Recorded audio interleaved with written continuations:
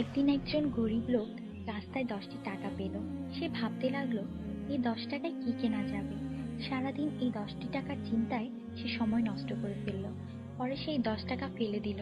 সে বলল, হে আল্লাহ, এই 10 টাকার জন্য আমি আজ সকাল থেকে আপনাকে একবারও স্মরণ করিনি।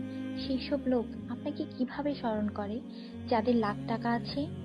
আল্লাহ সুদ হারাম করে দিয়েছেন, আমরা ব্যাংক বানিয়েছি। আল্লাহ জীবনকে সীমিত করেছেন, আমরা ঘড়ি বানিয়েছি।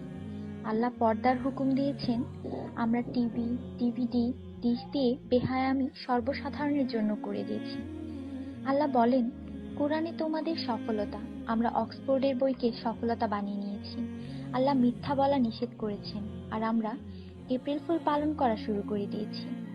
আল্লাহ বৃদ্ধ বয়সে মা বাবার সেবা করতে বলেছেন, আমরা বৃদ্ধাশ্রম বানিয়ে ফেলেছি। আজ মুসলমান এই জন্য দুশ্চিন্তায় যে যাকে খুশি করার তাকেই তো রাগিয়ে ফেলেছি। দয়া করে সবাইকে ফরওয়ার্ড করুন, কারণ নেকির দাওয়াত দেওয়ায় নেকিকারীর সমান সওয়াব পাওয়া যায়। একটু ভাবুন, আজান যখন হয় তখন টিভির ভলিউম কমানো হয়, কিন্তু নজর টিভিতেই থাকে।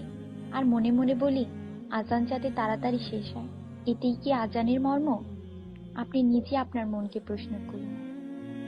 আজানের জবাব দেওয়ার চেষ্টা করুন, যাতে মৃত্যুর পর কালিমা তাইয়্যিবা আমাদের নসিব হয়।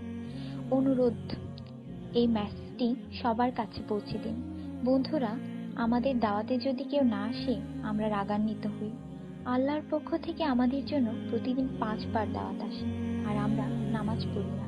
তাতে কি আল্লাহ আমাদের উপর রাগান্বিত হন না? এটি শুধু মেসেজ না, বাস্তবতা।